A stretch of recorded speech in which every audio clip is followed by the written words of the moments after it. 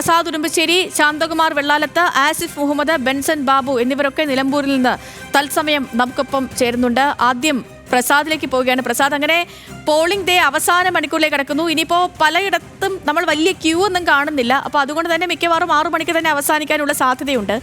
ഇപ്പോഴത്തെ ഒരു വോട്ടിംഗ് ശതമാനം അനുസരിച്ച് കഴിഞ്ഞ വട്ടത്തെ 75% എത്തുമോ?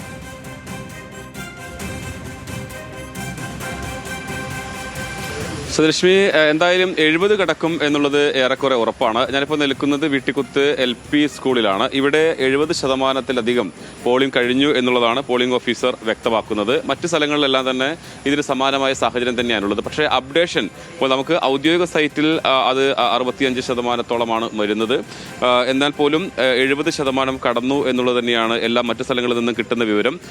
കഴിഞ്ഞ തെരഞ്ഞെടുപ്പിൽ 76.6% അങ്ങോട്ട് വരുമോ എന്നുള്ളത് മാത്രമാണ് ഇനി അറിയേണ്ടതുള്ളൂ. സാധാരണ ഉപതെരഞ്ഞെടുപ്പുകൾ പൊതുവെ പോളിംഗ് ശതമാനം കുറഞ്ഞു നിൽക്കാറുണ്ട്. പക്ഷേ ഇവിടെ ഒരു കാരണമായി ഇപ്പോൾ നമ്മൾ ഈ സാധാരണ ഏതെങ്കിലും ഈ സമയങ്ങളിലൊക്കെ നല്ല തിരക്ക് കാണാറുള്ളതാണ്. പക്ഷേ ഇവിടെ തിരക്ക് കുറയാനുള്ള ഒരു കാരണമായി പറയുന്നത് 263 പോളിംഗ് ബൂത്തുകളുണ്ട്. ഒരു സാഹചര്യത്തിലാണ് ആളുകൾ കുറയുന്നത്. കാരണം കുറച്ച് ആളുകൾക്ക് വന്ന് വോട്ട് ചെയ്യാനുള്ള സൗകര്യമുണ്ട്. കൂടുതൽ ആളുകളുള്ള പോളിംഗ് ബൂത്തുകൾ വളരെ കുറവാണ്. അതുകൊണ്ട് രാവിലെ മുതൽ തന്നെ ആളുകൾ വന്നു തുടങ്ങിയിരുന്നു.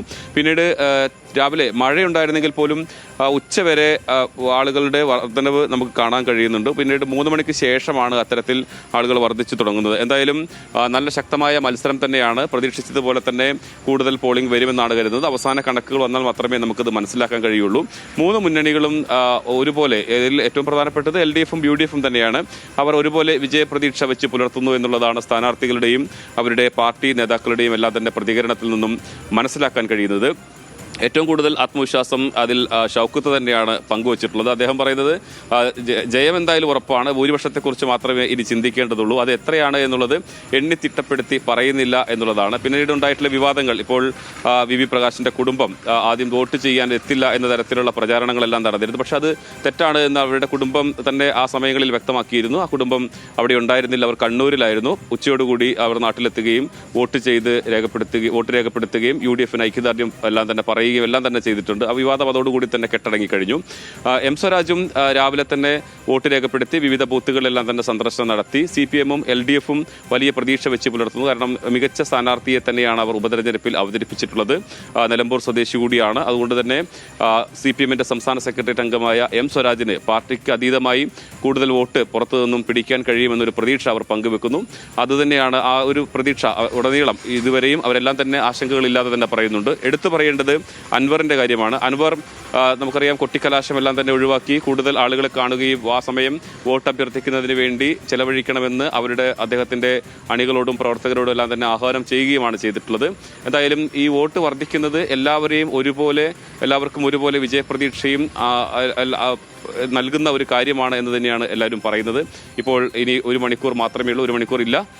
അതിൽ 6 മണിയോടുകൂടി തന്നെ പോളിംഗ് അവസാനിക്കും. സാധാരണ കൂടുതൽ ആളുകളുണ്ടെങ്കിൽ അവർക്ക് ബൂത്തുകളിലേക്ക് ഇപ്പൊ അവസാന മണിക്കൂറിലേക്ക് എത്തുമ്പോൾ ബൂത്തുകളിലൊക്കെ തിരക്കുണ്ടോ? ഇനിയിപ്പോ ഈ 6 മണി കഴിഞ്ഞിട്ടും കുറച്ചും കൂടി സാധാരണ നമ്മളൊരു എല്ലാ തിരഞ്ഞെടുപ്പുകളിലും 6 മണിക്ക് ശേഷവും ബൂത്തിൽ ഉള്ളവർക്ക് വീണ്ടും വോട്ട് ചെയ്യാനൊരു അവകാശമുണ്ട്. നമ്മൾ ഒരു നീണ്ട നിരയൊക്കെ അതിനുശേഷം സാധാരണ കാണുന്നതാണ്.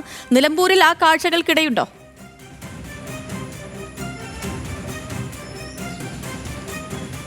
നിലമ്പൂരിലെ 263 ബൂത്തുകളിൽ അങ്ങനെ വലിയ തിരക്ക്, അതായത് നമുക്ക് നീണ്ട നിര എന്ന് പറയുന്നത് നമ്മൾ പോയ ഒരു സ്ഥലത്ത് നമുക്ക് കാണാൻ കഴിഞ്ഞിരുന്നില്ല. പിന്നെയും അത് അല്പമെങ്കിലും തിരക്ക് കണ്ടത് മൂത്തേടത്ത് മാത്രമാണ്. മൂത്തേടത്ത് അത്യാവശ്യം നല്ല തിരക്കുണ്ടായിരുന്നു. അതൊരു UDF ശക്തി കേന്ദ്രം കൂടിയാണ് മൂത്തേടം എന്നുള്ളതാണ്. നമ്മളിപ്പോൾ നിൽക്കുന്നത് ഈ സമയങ്ങളിൽ 6 മണിയോടുകൂടി തിരക്കിന് സാധ്യതയുള്ള ഒരു ബൂത്ത് എന്ന നിലയ്ക്കാണ് നമ്മൾ ഈ വീട്ടിക്കുത്ത് LP സ്കൂളിലേക്ക് വന്നത്. പ്രാദേശികമായി ഇവിടുത്തെ പ്രവർത്തകരെല്ലാം വിവിധ പാർട്ടികളുടെ പ്രവർത്തകരോടൊക്കെ നമ്മൾ അന്വേഷിച്ചിരുന്നു 6 മണിയോടുകൂടി തിരക്കുണ്ടാകാൻ സാധ്യതയുള്ള ബൂത്തുകൾ ഏതാണെന്ന്. പക്ഷെ അവർ പറഞ്ഞ ബൂത്തുകളിൽ ഒന്നാണ് ഈ പറയുന്ന വീട്ടിക്കുന്ന്. പക്ഷേ സേതു ഈ കാഴ്ച കാണുന്നുണ്ടാവും, ഒരാൾ പോലും ഇപ്പോൾ അവിടെ വോട്ട് ചെയ്യാനായി നിൽക്കുന്നില്ല എന്നുള്ളതാണ്. അതിനർത്ഥം അവരെല്ലാം തന്നെ വോട്ട് ചെയ്യാൻ വന്നു, അല്ലെങ്കിൽ ഇനി വളരെ കുറഞ്ഞ ആളുകൾ മാത്രമേ ഉണ്ടാവൂ. എന്തായാലും ഒരു നീണ്ട നിര കൂടുതൽ ബൂത്തുകളിൽ ഉണ്ടാകില്ല എന്നുള്ളൊരു കാര്യം ഉറപ്പാണ്. ഇനി മറ്റ് സ്ഥലങ്ങളിൽ കൂടി നമ്മൾ നോക്കുന്നുണ്ട്, എവിടെയാണ് 6 മണി കഴിഞ്ഞും അല്ലെങ്കിൽ ആളുകൾ എത്തുക എന്നുള്ളതാണ്. എന്തായാലും വലിയ തിരക്കൊന്നും തന്നെ പ്രതീക്ഷിക്കേണ്ടതില്ല. കൂടുതൽ ബൂത്തുകൾ ഉള്ളത് തന്നെ ആളുകൾക്ക് സൗകര്യമായി എന്ന് വേണം നമുക്ക് നമുക്ക് മനസ്സിലാക്കാൻ. ഏതായാലും 70% മുകളിലേക്ക് പോളിംഗ് കടക്കുമെന്ന് തന്നെയാണ് കരുതുന്നത്. ഇവിടുത്തെ ഒരു കണക്ക് പ്രകാരം 70% മുകളിൽ ഇവിടുത്തെ വോട്ടിംഗ് കഴിഞ്ഞു. ഓക്കെ പ്രസാദ്, ഞാൻ പ്രസാദിലേക്ക് മടങ്ങിയെത്താം. നമുക്ക് മറ്റ് ബൂത്തുകളിലെയും നഗരസഭയിലേക്ക് ഇപ്പോൾ നിലവിലുള്ള ഒരു പോളിംഗ് ശതമാനമൊക്കെ എങ്ങനെയാണെന്ന് കൂടി നോക്കിയിട്ട് വരാം. ആസിഫ് ഉണ്ട് എനിക്കിപ്പം. ആസിഫ്, ഇപ്പം ടോട്ടൽ പോളിംഗ് ഇതുവരെയുള്ള ഒരു പോളിംഗ് പെർസെൻറ്റേജ് 64ആണ്. അത് 75 കടക്കുമോ എന്നുള്ളതാണ് നമ്മുടെയൊക്കെ ഒരു ആകാംക്ഷ. കഴിഞ്ഞ വട്ടത്തെ 75 കടക്കുമോ എന്നുള്ളതാണ്. പക്ഷേ ഇപ്പോൾ ഒരു 70 റൗണ്ട് അടുപ്പിച്ചെത്തുമെന്നാണ് പ്രസാദ് പറഞ്ഞത്. നമ്മൾ ഈ പഞ്ചായത്തുകളിലേക്ക് നോക്കുകയാണെങ്കിൽ വഴിക്കടവ്, അതുപോലെ മൂത്തേടം, അതുപോലെ എടക്കര, പിന്നീട് വന്നാൽ പോത്തുകല്ല്, പിന്നെ ചുങ്കത്തറ, അത് കഴിഞ്ഞാൽ നിലമ്പൂർ നഗരസഭയുണ്ട്, അത് കഴിഞ്ഞ് കരുളായി വരുന്നു, പിന്നീട് അമരമ്പലം വരുന്നു. അങ്ങനെ എല്ലായിടത്തും എങ്ങനെയാണ് ഇതുവരെയുള്ള ഒരു പോളിംഗ് എങ്ങനെയാണ്? കാരണം കഴിഞ്ഞ വട്ടം ഏറെക്കുറെ എല്ലാ സ്ഥലങ്ങളിലും 70-ന് മേൽ, 75-ന് മേൽ, 77 ഒക്കെ പോളിംഗ് രേഖപ്പെടുത്തിയ സ്ഥലമാണ്. ഇക്കുറി നമുക്ക് ഇതുവരെ ലഭിച്ചിരിക്കുന്ന ചാർട്ട് അനുസരിച്ച് 60-ന് മേലും 65-നകത്തും ഒക്കെ പോളിംഗ് പെർസെൻറ്റേജ് ഉണ്ട്. എങ്ങനെയാണ് നമുക്ക് പ്രതീക്ഷിക്കാവുന്നത്?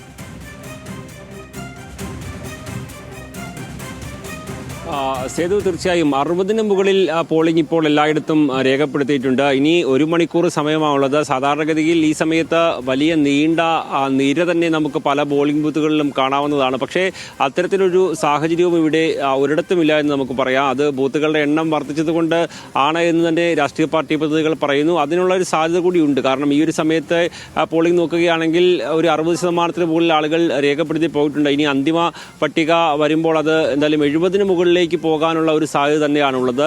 ഒരുപക്ഷെ ഉപതെരഞ്ഞെടുപ്പിൽ പൊതുവെ പോളിംഗ് കുറഞ്ഞു നിൽക്കുന്ന ഒരു സാഹചര്യം ഉണ്ടെന്ന് നമുക്കറിയാം. ഇനി മാത്രമല്ല, ഈ ഒരു തെരഞ്ഞെടുപ്പ് പക്ഷേ വിവിധ വിഷയങ്ങൾ ചർച്ച ചെയ്യുകയും LDF-നും UDF-നും അപ്പുറത്തേക്ക് അൻവറിൻ്റെ ഒരു സാന്നിധ്യം അടക്കം ഉണ്ടായിരുന്ന ഒരു തെരഞ്ഞെടുപ്പായതിനാൽ തന്നെ പോളിംഗ് ശതമാനം ഉയരാനുള്ള ഒരു സാധ്യത, അല്ലെങ്കിൽ കഴിഞ്ഞ തവണ ഉണ്ടായതിന് ഒപ്പിച്ച് പോളിംഗ് എത്താനുള്ള ഒരു സാധ്യത അടക്കം ആളുകൾ വിലയിരുത്തിയിരുന്നു. രാഷ്ട്രീയ പാർട്ടി നേതൃത്വവും അത്തരത്തിൽ തന്നെയാണ് കണക്കുകൂട്ടലുകൾ നടത്തിയത്. എന്തായാലും അതിന് അടുത്തുള്ള ഒരു പോളിംഗ് രേഖപ്പെടുത്താൻ സാധ്യതയുണ്ട്. 70-ന് മുകളിലേക്ക് പോളിംഗ് പോകുമെന്ന് തന്നെ നമുക്ക് പറയാൻ കഴിയും. നമ്മളിപ്പോൾ നിൽക്കുന്ന ബൂത്തിലാണെങ്കിലും നമുക്ക് നോക്കാം, ഇപ്പോൾ ഒരാൾ പോലും ക്യൂവിൽ ഇല്ല എന്നുള്ളതാണ്. ചേലോട് ഭാഗത്തെ 1-2 പ്രദേശങ്ങളാണ് ഞാൻ ഇപ്പോൾ നിൽക്കുന്ന 247 നമ്പർ ബൂത്തിലുള്ളത്. അവിടെ ഇപ്പോൾ ഒരാൾ പോലും ഇപ്പോൾ അങ്ങനെ വോട്ട് ചെയ്യില്ല. അപ്പോൾ അതായത് തിരക്കില്ലാതെ തന്നെ ഒരുവിധം വോട്ടൊക്കെ ചെയ്ത് പോയിട്ടുണ്ട് എന്ന് തന്നെയാണ് നമുക്ക് പറയാൻ കഴിയുക. അന്തിമ ശതമാനം വരുമ്പോഴേക്കും അതിൻ്റെ പോളിംഗ് ശതമാനത്തിൽ കുറവുണ്ടോ ഇല്ലയോ എന്നറിയാൻ കഴിയുള്ളൂ. പക്ഷേ എങ്കിൽ പോലും ഇപ്പോഴുള്ള കണക്ക് പ്രകാരം അത് ഒരു കുറഞ്ഞ വോട്ടിംഗ് ശതമാനമായിട്ട് നമുക്ക് കാണാൻ കഴിയില്ല. എന്തായാലും ഉദ്യോഗസ്ഥരെയൊക്കെ സംബന്ധിച്ച് പറയുകയാണെങ്കിലും അവർക്ക് വലിയൊരു പ്രതിസന്ധിയൊന്നുമില്ലാതെ, അല്ലെങ്കിൽ തിക്കും തിരക്കൊന്നും നിയന്ത്രിക്കാൻ നിൽക്കേണ്ട വരാതെ തന്നെ ആ ഒരു പോളിംഗ് പ്രക്രിയ മുന്നോട്ട് പോകാൻ കഴിയുന്നുണ്ട്. ഇനി ഏതായാലും 1 മണിക്കൂർ സമയം ഇല്ല, ഏകദേശം ഒരു 40 മിനിറ്റ് സമയമാണ് ഉള്ളത്. പറഞ്ഞപ്പോൾ തന്നെ ഇനിയിപ്പോ ഉണ്ടാകാൻ വിവാദങ്ങളൊന്നുമില്ല, ചർച്ച ചെയ്യാൻ വിവാദങ്ങളൊന്നുമില്ല. ആ രീതിയിൽ ചർച്ചകൾ നടന്ന ഒരു സ്ഥലമാണ് ഈ നിലമ്പൂർ എന്ന് പറയുന്നത്, നിലമ്പൂർ ഉപതിരഞ്ഞെടുപ്പ് എന്ന് പറയുന്നത്. അതിലിപ്പോൾ ഏറ്റവും ഒടുവിലായിട്ട് വന്നത് ഈ MV ഗോവിന്ദന്റെ പരാമർശമായിരുന്നു. ആ പരാമർശം ഇന്നും കെട്ടടങ്ങിയിരുന്നില്ല. ഇന്നും ഈ KC വേണുഗോപാലിന്റെ ഇതുമായി ബന്ധപ്പെട്ടുള്ള പ്രതികരണവും വാർത്താ സമ്മേളനവും ഒക്കെ നമ്മൾ കണ്ടതുമാണ്. നമ്മളീ പറഞ്ഞ പോലെ അമരമ്പലത്തും അതുപോലെ തന്നെ കരുളായിലും ഒക്കെ കഴിഞ്ഞ വട്ടം 77-ന് മുകളിലായിരുന്നു പോളിംഗ് പെർസെൻറ്റേജ് വന്നത്. പക്ഷേ ഇക്കുറി 64-ലൊക്കെ നിൽക്കുകയാണെന്ന് തോന്നല്ലേ ഇതുവരെ?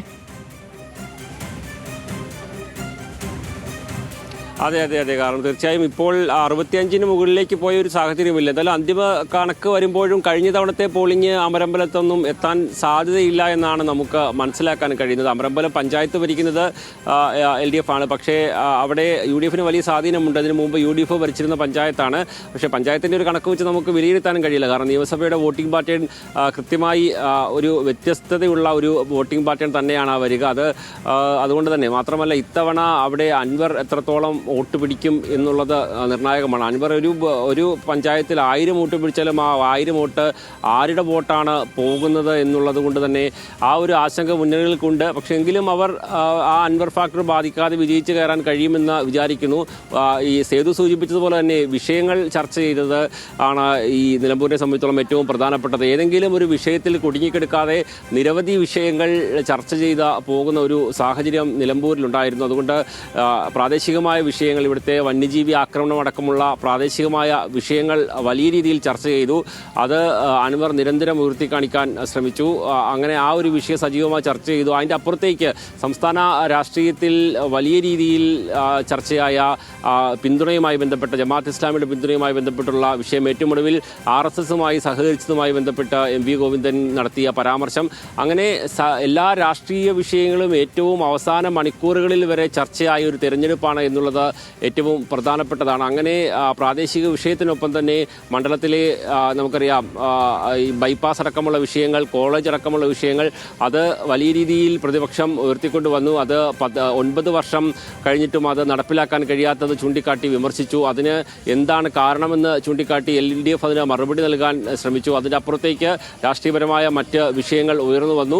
അങ്ങനെ പ്രാദേശികമായ വിഷയവും സംസ്ഥാന രാഷ്ട്രീയത്തിൽ വലിയ ചലനം സൃഷ്ടിക്കുന്ന വിഷയങ്ങളും എല്ലാം സജീവമായി ചർച്ചയായ ഒരു തെരഞ്ഞെടുപ്പാണ് കടന്നുപോയിട്ടുള്ളത് എന്ന് നമുക്ക് ഉറപ്പിച്ച് പറയാം. എന്തായാലും ആ ഒരു ചർച്ചകൾക്കെല്ലാം ഒടുവിൽ ആളുകൾ തീരുമാനമെടുത്തിപ്പോൾ പോളിംഗ് ബൂത്തിലേക്ക് എത്തി. ഇനി ഏകദേശം 35 മിനിറ്റ് സമയത്തിനുള്ളിൽ തന്നെ അവരവരുടെ അവകാശം വിനിയോഗിക്കുകയാണ്.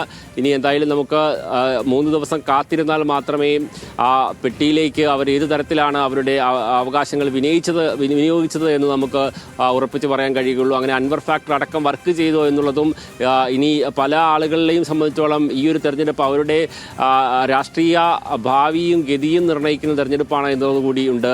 അൻവറിനെ സംബന്ധിച്ചോളം മികച്ച വോട്ട് നേടുകയും UDF പരാജയപ്പെടുകയും ചെയ്താൽ അൻവറിന് കേരള രാഷ്ട്രീയത്തിൽ വലിയ രീതിയിലുള്ള അൻവറിന്റെ വിഷയത്തിലേക്ക് നമുക്ക് കുറച്ചും കൂടി ഡീറ്റെയിൽ ആയിട്ട് എത്താം. ഞാൻ വീണ്ടും ആസിഫിലേക്ക് എത്താം. ആ വിഷയം കുറച്ചും കൂടി ഡീറ്റെയിൽ ആയിട്ട് നമുക്ക് ചർച്ച ചെയ്യാം. അതിന് മുൻപ് ഞാൻ ശാന്തകുമാർ വെള്ളാലത്തിലേക്ക് കൂടി പോവുകയാണ്. ശാന്തകുമാർ, ഇന്നിപ്പോൾ ഈ എടക്കര ഉയർത്തുന്ന വെല്ലുവിളി ആർക്കായിരിക്കും എന്നുള്ളതാണ് വലിയ ഒരു ചർച്ചയായി നിലനിൽക്കുന്നത്. ഇന്നിപ്പോൾ എടക്കരയിൽ VV പ്രകാശിന്റെ ഭാര്യയും മകളും എത്തി. ഇന്ന് രാവിലെ തന്നെ PV അൻവർ പറഞ്ഞത് അവർ വോട്ട് ചെയ്യാൻ എത്തില്ല എന്ന് PV അൻവർ പറയുന്നു. അതിനുശേഷം ഇപ്പോൾ വൈകിയാണെങ്കിൽ അവസാന മണിക്കൂറുകളിലേക്കൊക്കെ അവരെത്തി, അവർ വോട്ട് രേഖപ്പെടുത്തി. VV പ്രകാശിന്റെ തട്ടകമായിരുന്നു എടക്കര. കഴിഞ്ഞ വട്ടം ഈ പഞ്ചായത്ത് PV അൻവറാണ് നേരിയ ലീഡ് നേടിയതെങ്കിലും ആര്യാടനെ സ്ഥാനാർത്ഥിയാക്കി. ആ സമയത്ത് നന്ദനയുടെ ഒരു ഫേസ്ബുക്ക് പോസ്റ്റ് നമ്മൾ കണ്ടു. ഇന്ന് രാവിലെയും നന്ദനയുടെ ഒരു ഫേസ്ബുക്ക് പോസ്റ്റ് കണ്ടു. എങ്ങനെയാണ് എടക്കര ഉയർത്തുന്ന വെല്ലുവിളി ആർക്കായിരിക്കും? നന്ദനയുടെയും അമ്മയുടെയും പ്രതികരണങ്ങളിൽ നിന്ന് എന്ത് മനസ്സിലാക്കണം ശാന്തകുമാർ? സേതു, ഈ നിലമ്പൂർ ഉപതെരഞ്ഞെടുപ്പ് പ്രഖ്യാപിച്ചതിന് ശേഷം വിവാദങ്ങൾക്കൊന്നും കുറവുണ്ടായിട്ടില്ല. അത് ഇന്നലെ വരെ വിവാദമുണ്ടായിരുന്നു. ഇന്ന് വിവാദങ്ങളൊന്നും ഉണ്ടാവില്ല എന്നാണ് നമ്മൾ കരുതിയിരുന്നത്. പക്ഷേ ഇന്ന് രാവിലെ ഒരു 10 മണിയോടുകൂടിയാണ് VV പ്രകാശിന്റെ ഭാര്യയും മക്കളും വീട്ടിലില്ല, അവർ വോട്ട് ചെയ്യാൻ എത്തുന്നില്ല എന്നുള്ള ഒരു പ്രചരണം ആരംഭിച്ചത്. അത് സോഷ്യൽ മീഡിയ എല്ലാം വലിയ തോതിൽ അത് ഏറ്റെടുക്കുകയും ചെയ്തു, വലിയ തോതിൽ ചർച്ചയാവുകയും ചെയ്തു. അത് LDF നേതാക്കളും മുതിർന്ന നേതാക്കളെല്ലാം അതിൽ അഭിപ്രായം പറയുന്നതെല്ലാം നമ്മൾ കേട്ടതാണ്. എന്തായാലും അവയ്ക്കെല്ലാം മറുപടി നൽകുന്നത് തന്നെയായിരുന്നു 3 മണിയോടുകൂടി VV പ്രകാശിന്റെ ഭാര്യ സ്മിത പ്രകാശും ഒപ്പം തന്നെ മകൾ നന്ദനയും പോളിംഗ് ബൂത്തിലെത്തിയത്. അവർ വീടിനടുത്തുള്ള എടക്കര ഗവൺമെന്റ് ഹയർ സെക്കൻഡറി സ്കൂളിൽ 3 മണിക്ക് എത്തി വോട്ട് ചെയ്തു. വോട്ട് ചെയ്തതിന് ശേഷം അവർ കൃത്യമായി അവരുടെ നിലപാട് പറയുകയുണ്ടായി. അതായത് UDF ആണ് ഞങ്ങളുടെ പാർട്ടി, UDFനൊപ്പം എന്നും ഉണ്ടാവും, UDF ജയിക്കണമെന്ന് തന്നെയാണ് ഞങ്ങൾക്ക് ആഗ്രഹം, കരുതുന്നതും അങ്ങനെ തന്നെയാണ്, വിജയിക്കുമെന്ന് ഉറപ്പ് നൽകുന്നത് പോലെ തന്നെയായിരുന്നു നന്ദന പ്രതികരിക്കുകയും ചെയ്തത്. അതായത് ഇന്ന് ഉയർന്നു വന്ന വിവാദങ്ങൾക്കൊന്നും ഒരു അടിസ്ഥാനവുമില്ല എന്ന് തന്നെ അവർ ഓരോ കാര്യങ്ങൾക്കും മറുപടിയായി അവർ വിശദീകരിക്കുകയും ചെയ്തു. അതിലേറ്റവും പ്രധാനപ്പെട്ടത് ആര്യടൻ ഷൗക്കത്ത് VV പ്രകാശിന്റെ കുടുംബത്തെ സന്ദർശിച്ചില്ല, അല്ലെങ്കിൽ വീട്ടിലെത്തിയില്ല എന്നുള്ള ആക്ഷേപം നേരത്തെ ഉണ്ടായെന്നുള്ളതിന് അവർ കൃത്യമായ മറുപടി പറയുന്നു. അവർക്ക് അതിൽ യാതൊരു പരാതിയുമില്ല, ഞങ്ങൾ ആരോടും ഇതുമായി ബന്ധപ്പെട്ട ഒരു പരാതി പറഞ്ഞിട്ടില്ല എന്ന് പറയുന്നു. അടുത്ത നിമിഷം 10 മിനിറ്റിനകം തന്നെ ആര്യടൻ ഷൗക്കത്തും അതേ ബൂത്തിൽ എത്തുകയുണ്ടായി ഇവർ പോയതിനു ശേഷം. അപ്പോൾ നമ്മൾ ആര്യടൻ ഷൗക്കത്തിനോടും ഈ കാര്യങ്ങൾ ചോദിച്ചപ്പോൾ അദ്ദേഹം അതിന് കൃത്യമായി ഒഴിഞ്ഞു മാറാൻ ശ്രമിക്കുകയാണ് ഉണ്ടായത്. കാരണം ഈ വെറുതെ വിവാദങ്ങൾ ഉണ്ടാക്കാൻ മാത്രമാണ് മാധ്യമങ്ങൾ ശ്രമിക്കുന്നത് എന്നുള്ള രീതിയിൽ തന്നെയായിരുന്നു അവരുടെ ആര്യടൻ ഷൗക്കത്തിന്റെയും പ്രതികരണം. UDF ഒറ്റക്കെട്ടാണ്, UDFനെ വിഭജിക്കാൻ അല്ലെങ്കിൽ ഭിന്നിപ്പിക്കാൻ LDF ശ്രമിക്കുന്നത് പോലെ LDFനും കഴിയില്ല, അതുപോലെ തന്നെ മാധ്യമങ്ങൾക്കും കഴിയില്ല എന്നുള്ള മറുപടി നൽകി അദ്ദേഹം അതിന് ഒഴിഞ്ഞു മാറുന്ന ഒരു സാഹചര്യമുണ്ടായി. പക്ഷേ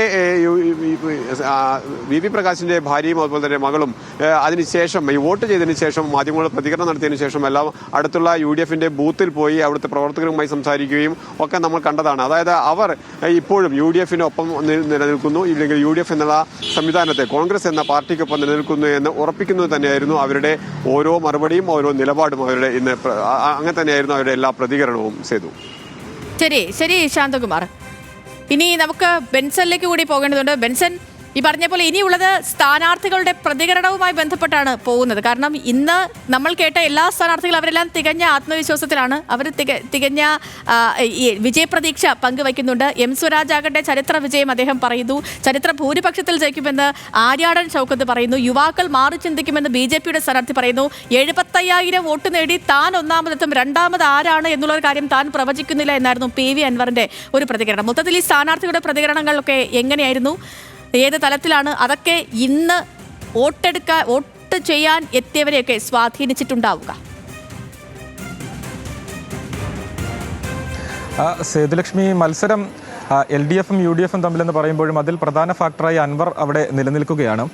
LDF UDF തമ്മിലുള്ള മത്സരം, LDF UDF സ്ഥാനാർത്ഥികൾ തമ്മിലുള്ള മത്സരം, അവരുടെ വിജയ സാധ്യത എത്രയാണെങ്കിലും വിജയിക്കുന്നത് ആരാണെങ്കിലും അവരുടെ വിജയ ഭൂരിപക്ഷം എന്ന് പറയുന്നത് എത്രത്തോളമായിരിക്കും എന്നത് അൻവർ പിടിക്കുന്ന വോട്ട് സംബന്ധിച്ചിരിക്കുമെന്നത് നമ്മൾ കുറേ ദിവസമായി ചർച്ച ചെയ്യുന്ന കാര്യങ്ങളാണ്. അതിൽ അൻവറിന് ലഭിക്കുന്ന വോട്ട്, BJPക്ക് ലഭിക്കുന്ന വോട്ട് പ്ലസ് SDPIക്ക് കിട്ടുന്ന വോട്ട്, ഇത് മൂന്നും പ്രധാന ഘടകമാണ് ഈ ഒരു ഭൂരിപക്ഷം. ജയിക്കുന്ന സ്ഥാനാർത്ഥിയുടെ ഭൂരിപക്ഷം എത്രയെന്ന് കണക്കുകൂട്ടണമെങ്കിൽ ഇത് മൂന്നും പ്രധാന ഘടകമാണ്. അപ്പോൾ എത്ര ശതമാനം പോളിംഗ് വരുന്നു, അതിൽ എത്രത്തോളം വോട്ടുകൾ ഏതൊക്കെ മേഖലയിൽ നിന്നും ലഭിച്ചിട്ടുണ്ട്, അങ്ങനെ അത്തരം കാര്യങ്ങളെല്ലാം കൂടി കണക്ക് കൂട്ടിയാൽ മാത്രമേ ഇത്തരമൊരു നിഗമനത്തിലേക്ക് എത്താൻ സാധിക്കുകയുള്ളൂ. അതും എന്താണ് ട്രെൻഡ് എന്നത് സംബന്ധിച്ച് ഒരു വ്യക്തത ഇതുവരെയും വന്നിട്ടില്ല എന്ന് തന്നെ വേണമെങ്കിൽ പറയാം. ഞാനിപ്പോൾ ഉള്ളത് ചുങ്കത്തറയിലാണ്, മാർത്തോമ സ്കൂളിലാണ് ഉള്ളത്. ഇവിടെ ഇപ്പോൾ നേരത്തെ നമ്മുടെ മറ്റ് പ്രതിനിധികൾ സൂചിപ്പിച്ചതുപോലെ തന്നെ കാര്യമായ തിരക്കില്ല എന്ന് വെച്ചാൽ ഇപ്പോൾ നിലവിൽ ഇവിടെ 5 ബൂത്തുണ്ട്. ഈ 5 ബൂത്തുകളിലും തന്നെ ആരും വോട്ട് ചെയ്യാനില്ല എന്നുള്ളതാണ്. അതായത് പരമാവധി ആളുകൾ എത്തി വോട്ട് ചെയ്ത് മടങ്ങിയിട്ടുണ്ട് എന്ന് തന്നെയാണ് മനസ്സിലാക്കാൻ സാധിക്കുന്നത്. ഇനി അധികം ആളുകൾ എത്തിച്ചേരുമോ എന്ന കാര്യത്തിലും സംശയമാണ്. കാരണം നമ്മളിവിടെ എത്തി ഏകദേശം 10-15 മിനിറ്റായി. ഈ 15 മിനിറ്റ് നേരവും ആരും തന്നെ വോട്ട് ചെയ്യാൻ എത്തിയിട്ടില്ല. അതായത് വോട്ട് ചെയ്യാനുള്ള ആളുകൾ എല്ലാവരും തന്നെ വന്ന് വോട്ട് ചെയ്ത് മടങ്ങിയിട്ടുണ്ട്. കാരണം കഴിഞ്ഞ തിരഞ്ഞെടുപ്പിനെ അപേക്ഷിച്ച് 59 ബൂത്തുകൾ ഇപ്രാവശ്യം കൂടിയിട്ടുണ്ട്. ഉപതെരഞ്ഞെടുപ്പ് നിലയിൽ 59 ബൂത്തുകൾ കൂടിയിട്ടുണ്ട്. അപ്പോൾ 263 ബൂത്തുകളുണ്ട്. അപ്പോൾ ആളുകൾക്ക് അധികം സമയം ക്യൂ നിൽക്കാതെ വോട്ട് ചെയ്ത് മടങ്ങാൻ പറ്റുന്ന ഒരു സാഹചര്യമാണ് ഉള്ളത്. അപ്പോൾ അതുകൊണ്ടായിരിക്കും ഈ ഒരു തിരക്കില്ലാത്തത്. അതോടൊപ്പം തന്നെ ഏകദേശം 75% പോളിംഗ് ഉണ്ടാകുമെന്ന് തന്നെയാണ് നിലവിൽ കണക്ക് കൂട്ടുന്നത്. അതോടൊപ്പം നമ്മൾ കരുളായി, അതോടൊപ്പം തന്നെ മറ്റ് പഞ്ചായത്തുകളും സന്ദർശിച്ചപ്പോൾ അവിടെയെല്ലാം തന്നെ നമ്മൾ കണ്ടിട്ടുള്ളത് ഏറ്റവും കൂടുതൽ നേരം ഈ ക്യൂവിൽ അധികം ആളുകൾ ഇല്ലെങ്കിൽ തന്നെ ഉള്ളതെല്ലാം തന്നെ വനിതാ വോട്ടർമാരായിരുന്നു, സ്ത്രീകളായിരുന്നു കൂടുതലായും ഉണ്ടായിരുന്നത്. അങ്ങനെ അതോടൊപ്പം തന്നെ യുവാക്കളുടെയും വലിയ പ്രാതിനിധ്യം ഉണ്ടായിരുന്നു. നമുക്കറിയാം 7000-ലധികം പുതിയ വോട്ടർമാരുള്ളത് ഈ മണ്ഡലത്തിൽ ഇത്തവണ. അപ്പോൾ ഇതെല്ലാം പ്രധാന ഫാക്ടറായി തന്നെ നിലനിൽക്കുന്നു. ഇപ്പോൾ നമ്മുടെ വോട്ട് ചെയ്യുന്ന ഇടങ്ങളിലെല്ലാം തന്നെ ആരുമില്ല എന്ന് പറഞ്ഞു. അതോടൊപ്പം തന്നെ പൂർണ്ണമായും തന്നെ ഏകദേശം സെറ്റിൽ ഡൗൺ ആയി എന്ന നിലയ്ക്ക് തന്നെയാണ് കാര്യങ്ങളെല്ലാം ഉള്ളത്. ഇനി 6 മണി വരെ കാത്തിരിക്കണം. നമ്മൾ കണ്ടിട്ടുള്ളത് ഏകദേശം 5 മണിയോടുകൂടി 5 മണി തൊട്ട് 6 മണി വരെയുള്ള സമയങ്ങളിൽ വലിയ നീണ്ട നിര ക്യൂ ഉണ്ടാവാറുണ്ട്. അതിനുശേഷം ഈ ബൂത്തുകളിൽ എത്തിച്ചേർന്ന ആളുകൾക്ക് 6 മണിക്ക് ശേഷം കാര്യങ്ങളൊന്നും കാണുന്നില്ല. ബെൻസൺ, ഈ സാധാരണ ഉണ്ടാകുന്ന ഒരു സാങ്കേതിക പ്രശ്നം അങ്ങനത്തെ കാര്യങ്ങളൊന്നും ഇത്തവണ നമ്മൾ നിലമ്പൂരി കണ്ടില്ല. പക്ഷേ ആദ്യം തുടക്ക മണിക്കൂറുകളിൽ 2-3 ചെറിയ സാങ്കേതിക പ്രശ്നങ്ങളൊക്കെ ഈ മെഷീനിൽ ഉണ്ടായി. പിന്നീട് അത് പരിഹരിച്ച് വീണ്ടും വോട്ടെടുപ്പ് തുടരുന്നത് നമ്മൾ കണ്ടു.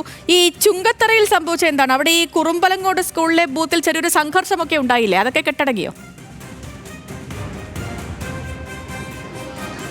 അതെ, ഈ തെരഞ്ഞെടുപ്പുമായി ബന്ധപ്പെട്ട് ഇത്തരത്തിൽ വലിയ രീതിയിലുള്ള സംഘർഷങ്ങളൊന്നും തന്നെ ഇതുവരെയും റിപ്പോർട്ട് ചെയ്യപ്പെട്ടിട്ടില്ല. അവിടെ കുറുമ്പലങ്ങോട് ആ ഭാഗത്ത് ഇത്തരത്തിലൊരു LDFിൻ്റെ ബന്ധപ്പെട്ട ആളുകൾ അത്തരത്തിൽ വോട്ട് സ്വാധീനിക്കാൻ ശ്രമിച്ചു എന്ന പേരിൽ കുറച്ച് നേരം ഒരു സംഘർഷം ഉണ്ടായിരുന്നു. അത് വലിയ പ്രശ്നങ്ങളിലേക്കൊന്നും പോയില്ല. അവരെ കസ്റ്റഡിയിലെടുത്ത് മാറ്റുകയും ആ പ്രശ്നം അപ്പോൾ തന്നെ പരിഹരിക്കുകയും ചെയ്തു. നമ്മൾ മറ്റ് ഉപതെരഞ്ഞെടുപ്പുകൾ അല്ലെങ്കിൽ തെരഞ്ഞെടുപ്പുകളെ വെച്ച് അപേക്ഷിച്ച് നോക്കുമ്പോൾ കാര്യമായിട്ടുള്ള സാങ്കേതിക പ്രശ്നങ്ങളൊന്നും തന്നെ ഉണ്ടായിരുന്നില്ല. തുടക്ക സമയത്ത് ഒരു 3-4 യന്ത്ര തകരാറുകൾ മാത്രമാണ് ഉണ്ടായിരുന്നത്. അത് പെട്ടെന്ന് തന്നെ പരിഹരിച്ച് അധിക സമയം ആ പ്രശ്നങ്ങൾ നിലനിൽക്കാതെ ആ പ്രശ്നം പെട്ടെന്ന് തന്നെ പരിഹരിച്ച് പോകാൻ സാധിച്ചു. അതോടൊപ്പം തന്നെ മറ്റ് അനിഷ്ട സംഭവങ്ങളൊന്നും തന്നെ ഇത്തവണ ഉണ്ടായിട്ടില്ല എന്നുള്ളതാണ്. അത്തരത്തിലൊന്നും തന്നെ റിപ്പോർട്ട് ചെയ്തിട്ടില്ല എന്നുള്ളതാണ്.